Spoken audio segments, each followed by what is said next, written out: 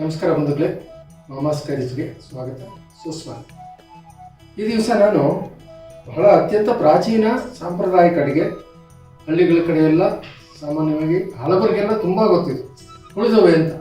ನೀವು ಮದುವೆ ಮನೆ ಅಂತ, ಉಪನಯನ, ಗೃಹ ಪ್ರವೇಶ ಇಂಥ ಸಮಾರಂಭಗಳಲ್ಲಿ ಸಾಮಾನ್ಯವಾಗಿ ಉಳಿದವೆನ ಮಾಡ್ತಾರೆ. ಈ ಉಳಿದವೆನ ಮಾಡಿದ್ರೆ ತೊವೆ ಮಾಡೋ ಅವಶ್ಯಕತೆ ಇಲ್ಲ. ಸಾಮಾನ್ಯವಾಗಿ ಬ್ರಾಹ್ಮಣರ ಮನೆಗಳಲ್ಲಿ ಅನ್ನದ ಮೇಲೆ ತೊವೆ ಹಾಕಿ ತುಪ್ಪ ಹಾಕ್ತಾರೆ, ತುಪ್ಪ ಹಾಕಿ ತೊವೆ ಹಾಕ್ತಾರೆ. ಈ ಹುಳಿದವೆ ಮಾಡಿದ್ರೆ, ಯಾಕೆಂದ್ರೆ ಬೇಳೆ ಎಲ್ಲ ಬಿದ್ದಿರೋದ್ರಿಂದ ಹುಳಿದವೆ ಮಾಡಿದ್ರೆ ಡೈರೆಕ್ಟಾಗಿ ಹುಳಿದವೆನೇ ಬಳಸ್ತಾರೆ ಅನ್ನದ ಮೇಲೆ. ಈಗ ಆ ಹುಳಿದವೆ ಮಾಡೋದು ಹೇಗೆ ಅಂತ ನಾನು ತೋರಿಸ್ಕೊಡ್ತೀನಿ. ಶುರು ಮಾಡೋಣ ಬಂಧುಗಳೇ. ಈ ಹುಳಿದವೆಗೆ ಬೇಕಾದಂಥ ಸಾಮಗ್ರಿಗಳು, ಈ ಹುಳಿದವೆ ಮಾಡೋದಕ್ಕೆ ಬೇಕಾಗಿರ್ತಕ್ಕಂಥ ಸಾಮಗ್ರಿಗಳು: ಸಾಸಿವೆ, ತುಪ್ಪ, ಹುಣಸೆಹಣ್ಣು ರಸ, ಬೆಲ್ಲ, ಇಂಗು, ಉಪ್ಪು, ಧನಿಯಾ, ಸೀಗುಂಬಳಕಾಯಿ, ಕರಿಬೇವಿನ ಸೊಪ್ಪು ಹೆಚ್ಚಿರೋದು ಸಣ್ಣದಾಗಿ, ಜೀರಿಗೆ, ತೊಗರಿಬೇಳೆ ತೊಳೆದಿಟ್ಕೊಂಡಿದ್ದೀನಿ ಅದು, ಉದ್ದಿನಬೇಳೆ, ಮೆಣಸಿನಕಾಯಿ, ಕಡಲೆಬೇಳೆ, ಆಮೇಲೆ ಹೀರೆಕಾಯಿ, ತೆಂಗಿನಕಾಯಿ ತುರಿ, ಟೊಮೆಟೊ, ಕೊಬ್ಬರಿ ಸ್ವಲ್ಪ, ಅರಿಶಿನ, ಎಣ್ಣೆ.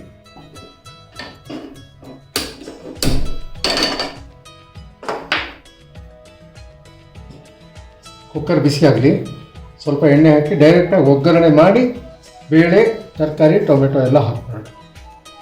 ಹಾಕಿ 2 ವಿಷಲ್ ಕೂಗ್ಸೋಣ. ಈ ಕಡೆ ಉಳಿದವೆಗೆ ಬೇಕಾದಂತಹ ಪುಡಿನ ಹೇಗೆ ಹುರ್ಕೊಳ್ಳೋದು ಅಂತ ತೋರಿಸ್ಕೊಡ್ತೀನಿ. ಈಗ ಒಂದು 6 ಚಮಚ, ಸಣ್ಣ ಚಮಚ ಇದು, 6 ಚಮಚ ಎಣ್ಣೆ ಹಾಕಿದ್ವಿ.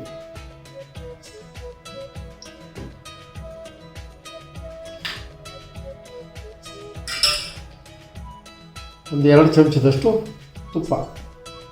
ಮತ್ತೆ ಏನು ಉಳಿದವೆ ಆದಮೇಲೆ ಮತ್ತೆ ತುಪ್ಪ ಹಾಕಬೇಕು ಅಂತ ಅವಶ್ಯಕತೆ ಇಲ್ಲ. ಈಗ ಕಾದಿದೆ, ಸಾಸಿವೆ ಹಾಕೋಣ. ಸಾಸಿವೆ 2 ಚಮಚ,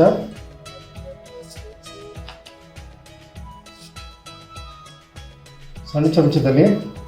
ಇದೊಂದು 5-6 ಜನಕ್ಕೆ ಆಗುತ್ತೆ. ಈ ಉಳಿದವೆ ಚೆನ್ನಾಗಿ ತಿನ್ನೋರಾದರೆ ಒಂದು 6 ಜನಕ್ಕೆ ಆಗುತ್ತೆ. ಸ್ವಲ್ಪ ಮೀಡಿಯಮ್ ಆದರೆ ಒಂದು 8 ಜನಕ್ಕೆ ಆಗುತ್ತೆ.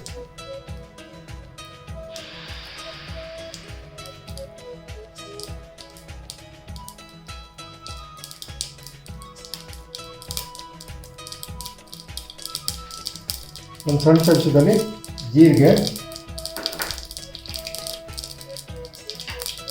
ಸ್ವಲ್ಪ ಕರಿಬೇವು,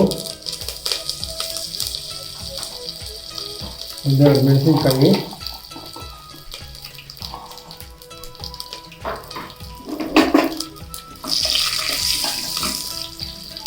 ಆಗಲೇ ಹೊಲಿದಿಟ್ಕೊಂಡಿರುವಂಥದ್ದು ತೊಗರಿಬೇಳೆ,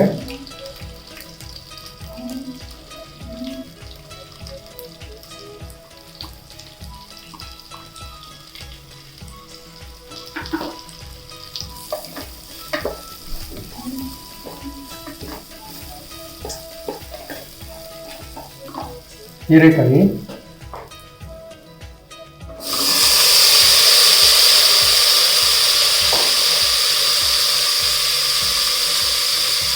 ಸೀಗುಂಬಳಕಾಯಿ,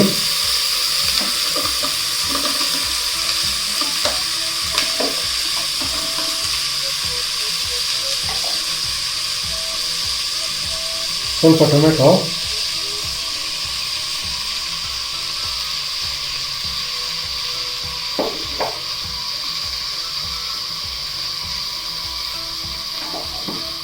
ಸ್ವಲ್ಪ ಅರಿಶಿನ,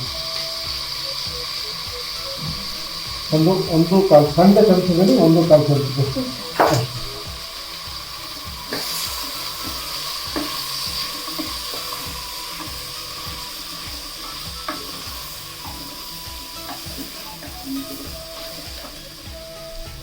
ತರಕಾರಿಗೆ ಬೇಯುವಾಗ ಸ್ವಲ್ಪ ಉಪ್ಪು ಹಾಕಬೇಕು, ತರಕಾರಿ ಹಿಡಿಯೋಕ್ಕೆ. 1 ಚಮಚದಷ್ಟು ಉಪ್ಪನ್ನು ಹಾಕಿದ್ವಿ. ಸ್ವಲ್ಪ ಇಂಗು ಪುಡಿ ಹುರಿಯಾಗುವಾಗ ಹಾಕಬೇಕು ಅಂತ ಏನಿಲ್ಲ, ಇದಕ್ಕೆ ಹಾಕ್ಬೋದು. ಆಮೇಲೆ ಅದಕ್ಕೆ ಬೇಕಾದ್ರೆ ಪುಡಿಗೆ ಒಂಚೂರು ಹಾಕ್ಬೋದು. 1/4 ಚಮಚ ಹಿಂಗೆ ಹಾಕ್ತೀವಿ. ಇದೆಲ್ಲ ಮಿಕ್ಸ್ ಆಗ್ಬಿಟ್ಟು ನೀರು ಹಾಕ್ಬೇಡ.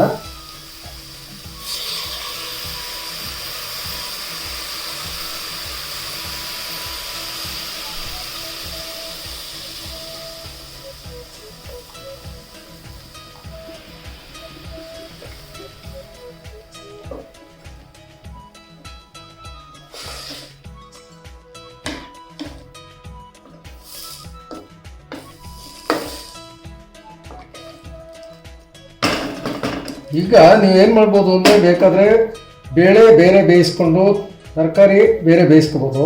ಇಲ್ಲಿ ನಮಗೆ ಸಮಯಾವಕಾಶ ಕಮ್ಮಿ ಇರೋದ್ರಿಂದ ನಾನು ಒಟ್ಟಿಗೆ ಹಾಕ್ತಾಯಿದ್ದೀನಿ.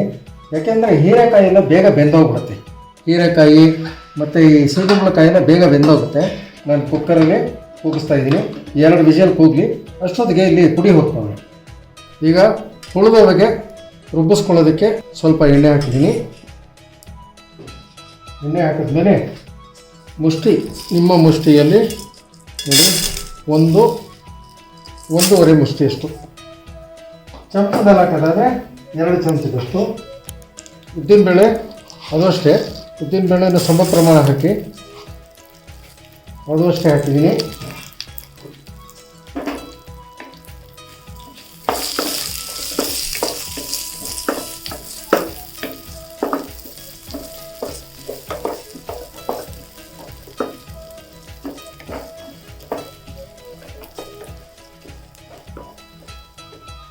ಈ ಹಂತದಲ್ಲಿ ಒಂದು ಪುಡಿ ಮಾಡಿ ಇಟ್ಕೊಳ್ಳಿ. ಇದನ್ನೇನು ಎಲ್ಲಾದರೂ ನೀರಾಗಿ ರುಬ್ಬಿಸ್ಕೋಬೇಕು ಅಂತ ಇಲ್ಲ.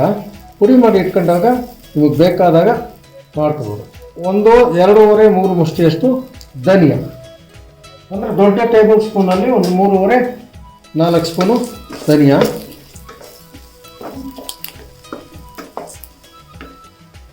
ನೋಡಿ ಇಂಗ್ರೀಡಿಯೆಂಟ್ಸಲ್ಲಿ ಆಗಲೇ ತೋರಿಸಿಲ್ಲ ನೋಡಿ. ಸ್ವಲ್ಪ ಜಾಯಿಕಾಯಿ, ಇದಕ್ಕೆ ಜಾಯಿಕಾಯಿಯೇ ಪ್ರಧಾನ. ಒಂಚೂರು ಚಕ್ಕೆ, 1-2, 3-4 ಏಲಕ್ಕಿ, ಒಂಚೂರು ಲವಂಗ,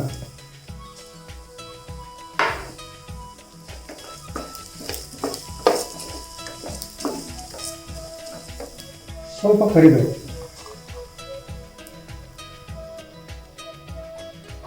ಆಮೇಲೆ ನಿಮಗೆ ಖಾರ ಎಷ್ಟು ಬೇಕೋ ಅಷ್ಟು ಮೆಣಸಿನ್ಕಾಯಿ ಹಾಕೋದು. ನೋಡಿ 1 ಚಮಚದಷ್ಟು ಜೀರಿಗೆ, ಒಣಮೆಣಸಿನ್ಕಾಯಿ ಹಾಕ್ತಾಯಿದ್ದೀನಿ. ಬ್ಯಾಡಗಿ, ಗುಂಟೂರು 2 ಮಿಕ್ಸು. ನಿಮಗೆ ಖಾರ ಎಷ್ಟು ಬೇಕೋ ಅಷ್ಟು ಹಾಕ್ಕೊಳ್ಳಿ. ಇದಕ್ಕೂ ಒಂದು ಸ್ವಲ್ಪ ಹಿಂಗೆ ಹಾಕ್ತೀನಿ. ಹಿಂಗನ್ನು ಬೇಕಾದರೆ ಸ್ಕಿಪ್ ಮಾಡ್ಕೊಳ್ಳಿ. ಈ ಅಡುಗೆಗೆ ಬೆಳ್ಳುಳ್ಳಿ ಈರುಳ್ಳಿಯ ಪ್ರಯೋಗ ಇಲ್ಲ. ನೋಡಿ ಸ್ವಲ್ಪ ಜೀರಿಗೆ ಹಾಕ್ತಾಯಿದ್ದೀನಿ, 1 ಚಮಚದಷ್ಟು ಜೀರಿಗೆ, ಸ್ವಲ್ಪ ಕೊಬ್ಬರಿ ತುರಿ. ನೀವು ಕೊಬ್ಬರಿ ಹಾಕೋದ್ರಿಂದ ನೀವು 15 ದಿವಸ ಇಟ್ಟರೆ ಏನೂ ಆಗಲ್ಲ. 1-1.5 ಮುಷ್ಟಿಯಷ್ಟು ಕೊಬ್ಬರಿ ತುರಿ.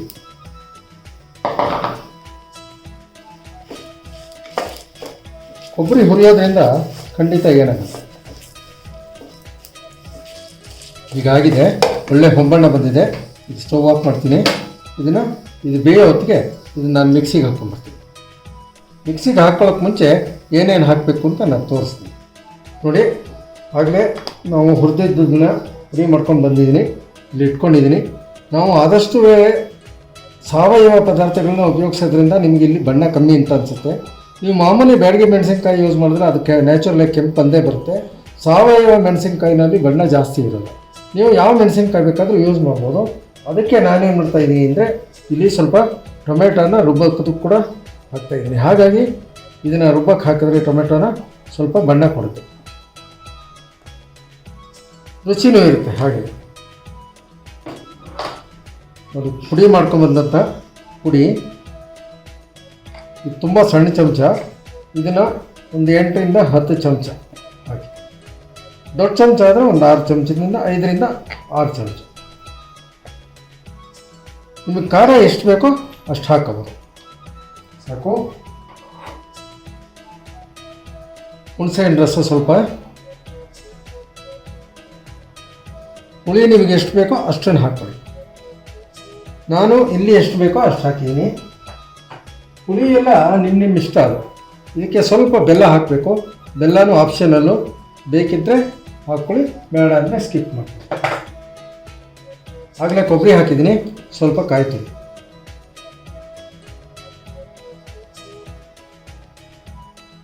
ಇದಿಷ್ಟೊಂದು ರುಬ್ಕೊಂಬರೋಣ. ಅಷ್ಟೊತ್ತಿಗೆ ಕುಕ್ಕರ್ ಆರುತ್ತೆ. ನೋಡಿ ಬಂದುಳೆ, ಆಗಲೇ ನಾನು ಮಿಕ್ಸಿ ಜಾರ್ಗೆ ಏನೇನು ಹಾಕ್ಕೊಟ್ಟೋದ್ನೋ ಎಲ್ಲ ರುಬ್ಬಿದ್ದೀನಿ. ಕುಕ್ಕರ್ನ ಈ ಕಡೆಗೆ ಶಿಫ್ಟ್ ಮಾಡ್ತೀನಿ. ಶಿಫ್ಟ್ ಮಾಡಿಬಿಟ್ಟು ಇದನ್ನು ಸುರಿದ್ಬಿಟ್ಟು ಮಿಕ್ಸ್ ಮಾಡಿಬಿಟ್ರೆ ಒಂದು ಕುದಿಸ್ಬಿಟ್ರೆ ಉಳಿದವೇ ರೆಡಿ. ನೋಡಿ ಕುಕ್ಕರು ಆರಿದೆ. ಓಪನ್ ಮಾಡೋದಕ್ಕೆ ಮುಂಚೆ ಒಂದು ಸಲ ವಿಷಲ್ ಎತ್ತಿಬಿಟ್ಟು ಆಮೇಲೆ ಓಪನ್ ಮಾಡಿ ದಯವಿಟ್ಟು. ಈಗ ನೋಡಿ ತರಕಾರಿ ಎಲ್ಲ ಹದವಾಗಿ ಬೆಂದಿದೆ, ಬೇಳೆನೂ ಬೆಂದಿದೆ. ಈಗ ಸ್ಟವ್ ಹಚ್ಕೊಳ್ಳೋಣ. ಒಗ್ಗರಣೆ ಎಲ್ಲ ಮುಂಚೆನೇ ಹಾಕೊಂಡ್ಬಿಟ್ಟಿದೆ, ಹಾಗಾಗಿ ಮತ್ತೆ ಒಗ್ಗರಣೆ ಹಾಕೋ ಅವಶ್ಯಕತೆ ಇಲ್ಲ. ನೋಡಿ ಕುದೀತಾ ಇದೆ. ಈ ಹಂತದಲ್ಲಿ ನಾವು ಮಸಾಲೆ ಹಾಕೋಣ.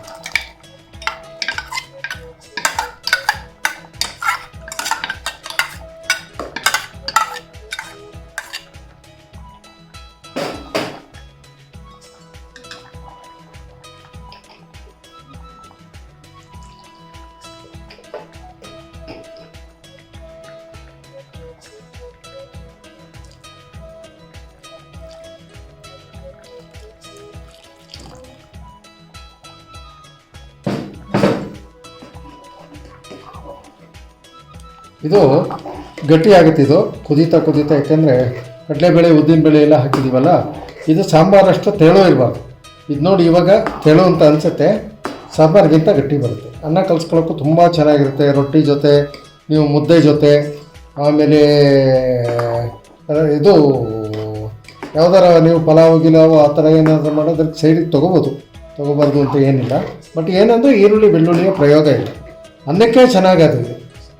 ಅನ್ನ, ದೋಸೆ, ಚಪಾತಿ, ರೊಟ್ಟಿಗೆಲ್ಲ ತುಂಬ ಚೆನ್ನಾಗಿದೆ. ಒಂದು ಕುದಿ ಬರಲಿ, ಕುದಿ ಬಂದ ತಕ್ಷಣ ಆಗಿದೆ ಅಂತ. ಬಂದುಗಳೇ ಉಳಿದೋಗೆ ರೆಡಿ ಇದೆ. ತುಂಬ ಚೆನ್ನಾಗಿ ಒಳ್ಳೆ ಫ್ಲೇವರ್ ಬರ್ತಾಯಿದೆ, ಗಮ್ ಅಂತ ಇದೆ. ಚಕ್ಕೆ, ಜಾಯ್ಕಾಯಿ ಬೇಕಾದರೆ ಜಾಪತ್ರೆ ಬೇಕಾದರೆ ಸೇರಿಸ್ಕೋಬೋದು. ಒಂಚೂರು ಲವಂಗ, ಏಲಕ್ಕಿ ಎಲ್ಲ ಹಾಕಿರೋದು ಒಳ್ಳೆ ಫ್ಲೇವರ್ ಬರ್ತಾಯಿದೆ. ಧನಿಯಾದ್ದು ಎಲ್ಲ ತುಂಬ ಚೆನ್ನಾಗಿದೆ. ಈಗ ಅನ್ನ ತಂದಿದ್ದೀನಿ. ಅನ್ನಕ್ಕೆ ಈ ಉಳಿದೋವೆ ಹೋಳೇ ಇರಬೇಕು, ಅದರಲ್ಲಿ ಜಾಸ್ತಿ. ಸ್ವಲ್ಪ ರಸ ನೋಡಿದ್ರಲ್ಲ ಹೇಗಿದೆ ಅಂತ. ನನಗೇನೋ ತುಂಬ ಚೆನ್ನಾಗಿದೆ ಅಂತ ಅನ್ನಿಸ್ತಾ ಇದೆ. ನೀವು ಮಾಡ್ಕೊಂಡು, ನಾನು ಟೇಸ್ಟ್ ನೋಡೋದಿಲ್ಲ, ನೀವೇ ಟೇಸ್ಟ್ ನೋಡಿ ನಿಮ್ಮ ಅಭಿಪ್ರಾಯ ಹೇಳಿ, ಅಕ್ಕಪಕ್ಕದವ್ರಿಗೂ ಹೇಳಿ. ಹಾಗೆ ಈ ನಮ್ಮ ಮಾಮಾಸ್ ಕೈ ರುಚಿನ ದಯವಿಟ್ಟು ಲೈಕ್ ಮಾಡಿ, ಶೇರ್ ಮಾಡಿ, ಸಬ್ಸ್ಕ್ರೈಬ್ ಮಾಡಿ ಮತ್ತು ಹೆಚ್ಚಿನ ಅಪ್ಡೇಟ್ಗಳಿಗಾಗಿ ದಯವಿಟ್ಟು ಬೆಲ್ ಐಕಾನ್ನ ಒತ್ತೋದನ್ನು ಮರಿಬೇಡಿ. ನಮಸ್ಕಾರ ಬಂಧುಗಳೇ.